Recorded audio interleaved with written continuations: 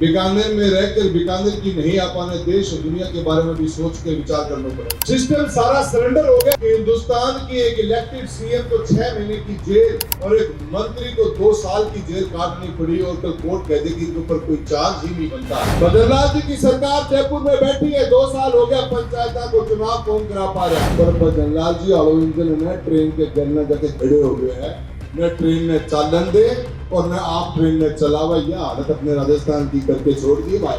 आज प्रधानमंत्री मोदी की राजस्थान आने की बात सुनने में आ रही है, बजट में नाम तक कौन ही तो राजस्थान को। शाम को अचानक हमारे टीकाराम जूली साहब की माता जी का निधन होने के कारण उनको वहां जाना पड़ा और मेरी ड्यूटी भी लगा दी गई और मेरी जिम्मेदारी भी थी। मेरा प्रोग्राम तो था कि मैं दिन में 2-3 बजे बाद में आऊंगा, पर पहले आया हूँ। टीकाराम जूली जी की माता का निधन होने के बाद में हम ज्यादा बड़ा प्रोग्राम नहीं करना चाहते, पर फिर भी आप लोग सब पहुंचे। मैं इतना जरूर करना चाहूंगा कि पंचायती राज का चुनाव अपने सामने है और कांग्रेस की मजबूत बीकानेर की टीम मेरे सामने बैठी और खड़ी है। गांव देहात से दूर दराज से आए हुए सभी सम्मानित लोग, बहुत ही बुजुर्ग और बहुत ही महत्वपूर्ण और बहुत ही एक्टिव लोग जो खड़े और बैठे हैं, मैं सबसे ये कहना चाहूंगा कि देश के अंदर जिस तरह के हालात इस समय पर हैं, बीकानेर में रहकर बीकानेर की नहीं आ पाने देश और दुनिया के बारे में भी सोच के विचार करना पड़ेगा। कल का निर्णय जो दिल्ली की कोर्ट का आया है, उसके बाद मैं समझता हूं कि चिंता जो हमारे आदरणीय नेता राहुल गांधी जी काफी समय से कहते आ रहे थे और हम लोग कहीं ना कहीं महसूस तो कर रहे थे पर बोल नहीं पा रहे थे। और कल का जो निर्णय आया है कि हिंदुस्तान की एक इलेक्टेड सीएम को 6 महीने की जेल और एक मंत्री को 2 साल की जेल काटनी पड़ी और कल कोर्ट कह देगी कि ऊपर कोई चार्ज ही नहीं बनता, तो आप समझ लो कि किस हालातों में हम जी रहे हैं। सिस्टम सारा सरेंडर हो गया है और ऐसे सरेंडर सिस्टम के आगे प्रजातंत्र खतरे में है साथियों। इस प्रजातंत्र के लिए बाबा साहब भीमराव अंबेडकर से लेकर कितने ही लोगों ने इस देश के लिए कुर्बानियां दी हैं। यही अपना एक आम आदमी जो गांव में बैठा हुआ किसान है, गरीब है, मजदूर है, उसकी ताकत ही ये प्रजातंत्र थी। उसको खत्म करने का काम इन संस्थाओं के मार्फत से किया जा रहा है।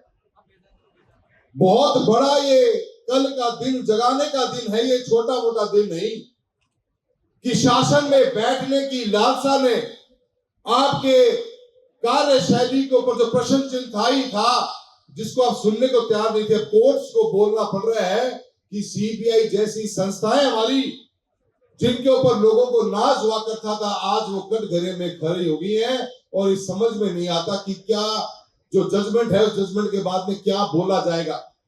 9 तारीख को लोकसभा चल रही है, इस मुद्दे को तो विपक्ष उठाएगा ही उठाएगा, पर अपन ने भी गांव में बैठ कर आज बीकानेर में बैठा पा चिंता करनी बहुत जरूरी है। चिंतन मंथन करना बहुत जरूरी है कि कै तरफ देश ने लेके जा रहे हैं। संस्थाओं के बाद संस्थाएं कॉम्प्रोमाइज सरेंडर हो गई और ऐसे हालातों में देश किस दिशा में जाएगा। भजनलाल जी की सरकार जयपुर में बैठी है, 2 साल हो गया पंचायत को चुनाव कौन करा पा रहा। जब पंचायत को चुनाव सरकार को नहीं करा पावे और साथ में जब हाई कोर्ट ने और सुप्रीम कोर्ट में जानो पड़ जाए तो मान लो कि सरकार तो फैल हो गई। ऐमें कोई 2 राय बच बोल रहे हो। और अब फैल सरकार ने राह दिखाने को काम जो पंचायती राज को चुनाव करेगो। 2 साल से पंचायत में गांव गांव में काम बंद पड़े हैं, विकास अपने आप में स्थिर होकर बैठ गया है। गहलोत साहब के समय के ऊपर गांव गांव में शहरों में जो विकास के कार्य हुए, आज वो काम बंद की दिशा के ऊपर। डबल इंजन के नाम पे वोट मांगे, डबल इंजन। गांव में बैठे आम आदमी सोचे जाए इंजन डबल हो जा तो ट्रेन की स्पीड बढ़ जा, ट्रेन तेज तेज चल रहा है। पर भजनलाल जी आलो इंजन ने ट्रेन के गन्ना जाके खड़े हो गए हैं, न ट्रेन ने चालन दे और न आप ट्रेन ने चलावा। यह हालत अपने राजस्थान की करके छोड़ दी भाई। कोई विकास नहीं, न हमारे इन युवा बच्चों के भविष्य के बारे में कोई चिंता। स्कूल और स्कूली शिक्षा का जो आलम कर दिया। हाईकोर्ट को बोलना पड़ा कि 83,000 कमरे इस राजस्थान के अंदर ऐसे हैं जिसके अंदर जो बिल्कुल भी बैठने योग्य नहीं है। 2.5 लाख कमरों की जर्जर हालत है जिनको अपना रेनोवेशन करने की जरूरत पड़ेगी। ठीक करने की जरूरत पड़ेगी। और सरकार बजट में घोषणा करी है 500 करोड़ रुपए।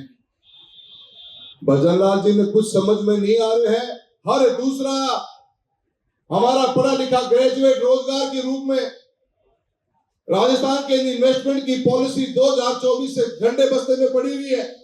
कोई निवेश नहीं आ रहा, कोई रोजगार नहीं मिल रहा, बच्चों की शिक्षा को कोई फोकस नहीं। किसान और किसानी का तो क्या आलम है, बोलने की जरूरत नहीं।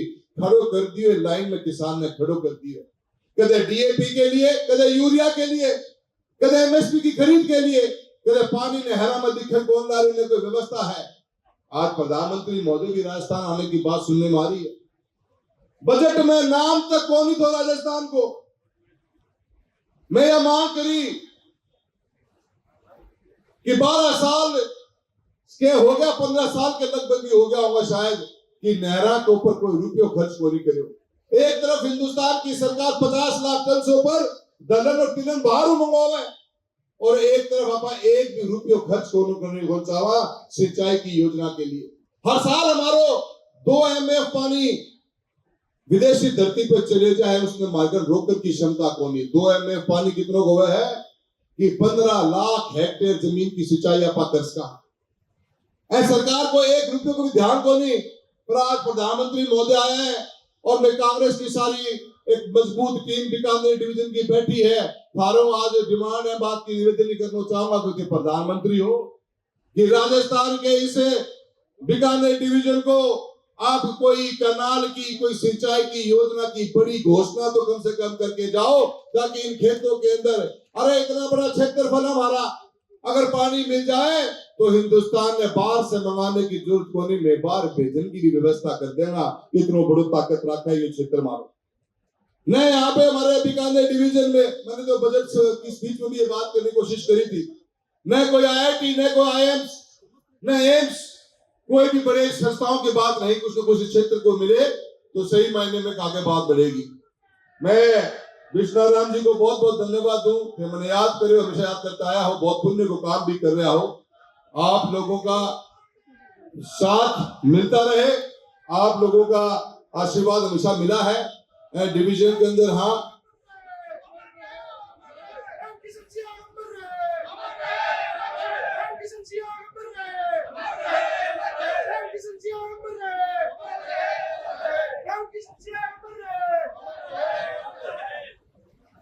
धन्यवाद थारो बहुत बहुत भाइयों।